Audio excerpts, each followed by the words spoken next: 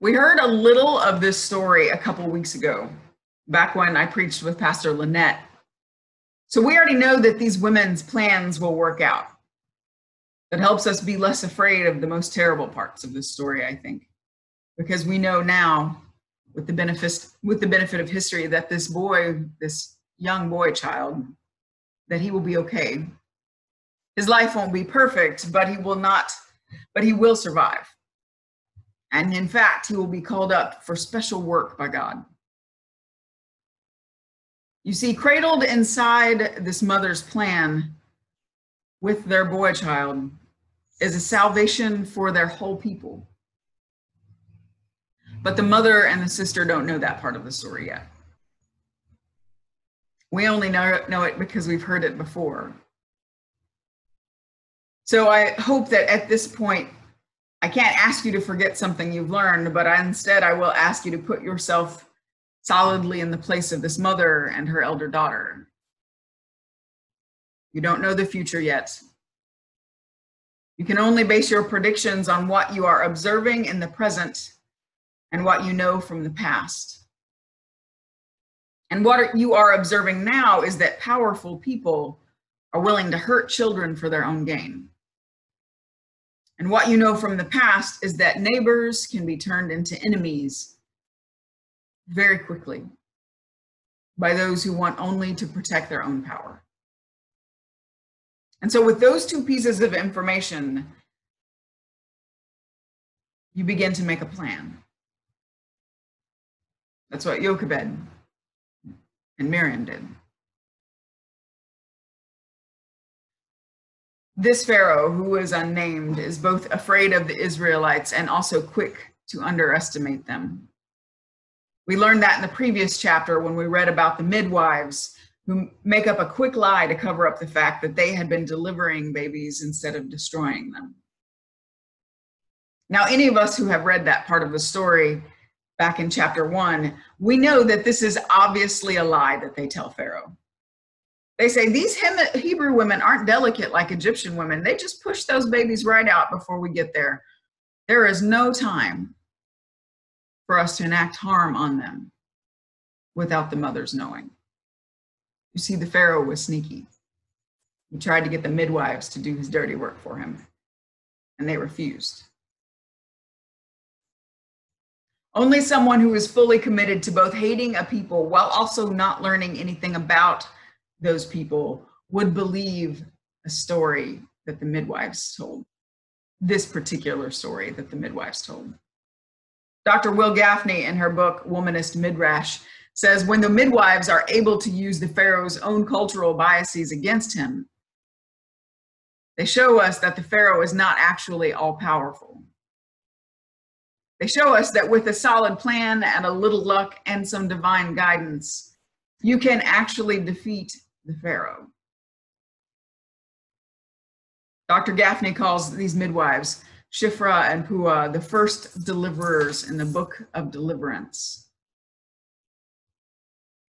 And we are grateful for the acts of salvation that they have set in motion. We are grateful for their testimony that shows us that liberation is possible. And so the next woman who makes a plan builds off their plan. Now, this mother isn't named in this part of Exodus. In fact, neither is her husband or their other children. We're just told that they come from the tribe of Levi. Now, if we keep reading the book of Exodus, we learn later that this mother's name is Jochebed. That first part of her name, the part that says Yo, in English it's a J-O, but it's pronounced Yo, is actually part of the Hebrew name for God. So Dr. Gafney translates her name to the honor or weightiness of God.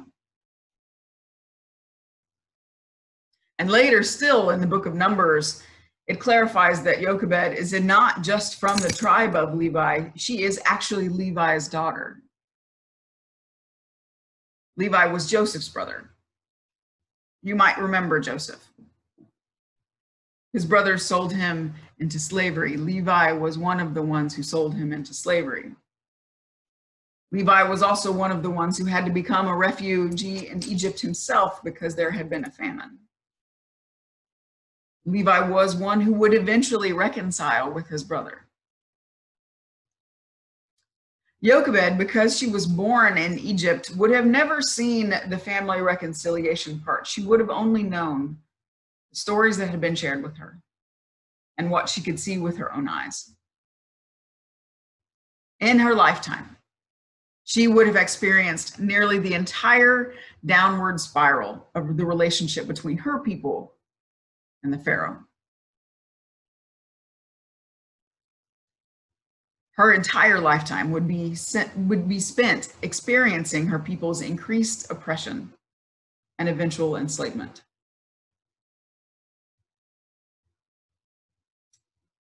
When the powerful are trying to destroy you, any act of creation is an act of resistance. Dr. Gafney reminds us of that. If you haven't had the chance to read something from Womanist Midrash, I highly recommend this book. Dr. Gafney says that the decision to build a family in the midst of Pharaoh's destruction should be seen as a sign of radical and defiant hopefulness. The Pharaoh did not have the power to decide the size and nature of her family, not really. He would try to take that power, but in this story, she takes that power back. She has at least 2 other children before the boy she will save in this story. They were probably born before the Pharaoh's most recent calls for genocide, but still, it would not have been easy to keep them safe. The one who seems to be her oldest, Miriam, who we later learn her name is Miriam, will actually work with her to save her youngest. It is a good reminder that great things can happen when the generations work together. Remember that part of the creation stories back at the beginning of Genesis, where God looks at creation and says, "It is good." Well, that appears to be just what Jochebed says when she sees her youngest son. Dr. Gafney points this out in her commentary. Jochebed saw the boy and said, "This is a fine boy." And she commits in that moment to save him. You'll notice that she doesn't even talk to her husband about it. He has no words and no actions in this part of the story. He's not anywhere in this part of the story. She just saves her kid. She hides him for 3 months. But as you know, there comes a point when kids start rolling and walking and talking. And she knows she can't hide him any longer. So she develops this plan. It is a risky plan. Probably not one that she would try had she had more resources at her disposal. But she looks and figures out what she has. And she has baskets, the same ones they carry every day. She has this process by which to make them waterproof. And she has another child who is old enough to be entrusted to keep watch. And she has this river. And she also has embedded in her name a reminder of the honor of God. And so with all these tools at her disposal, she does the best she can to make sure her baby is safe. And she puts him in the basket, and she puts her faith in whomever finds him.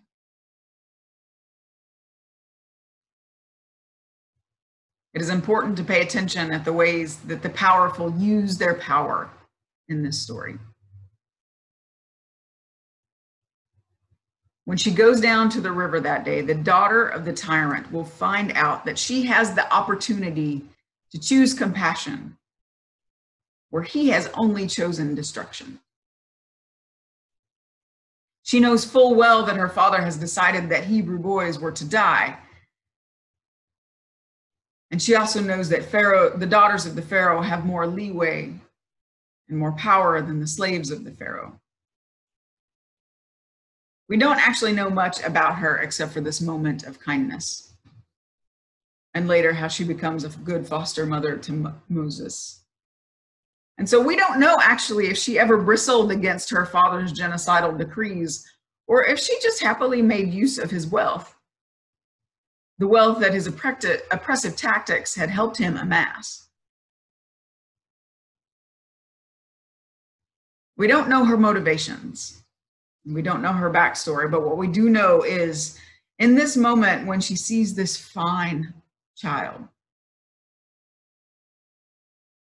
she decides to help him.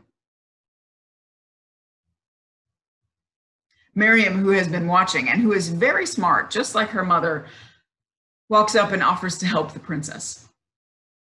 I don't know if this is part of the plan or if Miriam just thinks well on her feet. And she says, "Shall I go and get you a nurse from the Hebrew women to nurse the child for you?" The princess says yes. That makes me wonder if this is what Jochebed had hoped would happen all along. When Miriam leaves to go find a nursemaid, of course she goes to her own mother. And of course she brings their own mother back to tend to this child. And then we find out that the princess will even pay her to take care of her own son.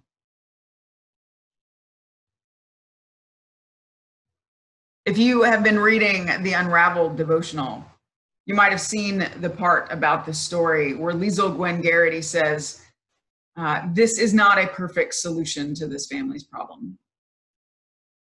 What would have been a perfect solution would have been for the Pharaoh to lift his killing decree and apologize. What would have been a perfect solution would have been for him to release his slaves and give them reparations. What would have been the perfect solution would have been for him to step down, for him to give up this power that he had amassed and turn the country over to the people. That would have been perfect. What even would have been better would have been that this just one child, this boy who would be named Moses,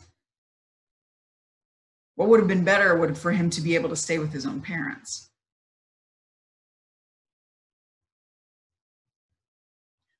But real people don't usually have perfection to work with. Real people just do the best they can with what they have. Try to make sure other people have more choices than they do. There is a history of members of this family, starting with Jochebed's uncle Joseph, being able to build something good with what others had intended for evil. We know that God will do great good with Moses.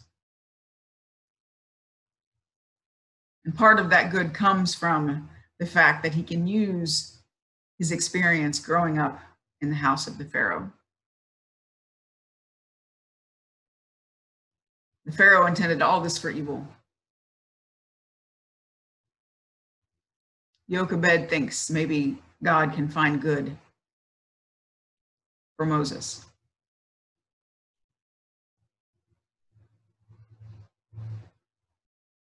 What is difficult, probably, in this story, among all of the difficult things, is that Jochebed knew that she would only have so much time with her fine son. It says that she would only have him for as long as she could nurse him. And so Dr. Gafney imagines that she makes the most of this time. I think she probably did too. And so here's the scene that Dr. Gafney imagines it, and is probably going to be what I carry with me forever when I read this story. Jochebed tells her son stories of their people and sings them songs, the same songs that Hebrew mothers sing to their children. The princess knows that this is the boy's biological mother, and she allows them this time together. Jochebed nurses her son for as long as she can, maybe 5 years, taking as much time as she can to make sure that he knows who he is and whose he is. Through his foster mother's goodwill and his biological mother's hard work, Moses is able to now know his sister Miriam and his brother Aaron, and these two will become his co-workers in liberation. Through the relationship that these women enable, he actually gets to know his father. Even as he will benefit from being the Pharaoh's adopted grandson, this time that Jochebed has helps him know that he is Hebrew, helps him know that he can be ready even though he's afraid, helps him prepare. Because the Hebrew God is going to speak to him and give him a very big job. This time, this 1 year to 5 years that Jochebed has is the foundation for the rest of his mission. This time that she has with him helps to make sure that he won't believe the lies that he will hear, that his people deserve oppression, that his people are dangerous. This time that they have together will be the first step for all their people's freedom.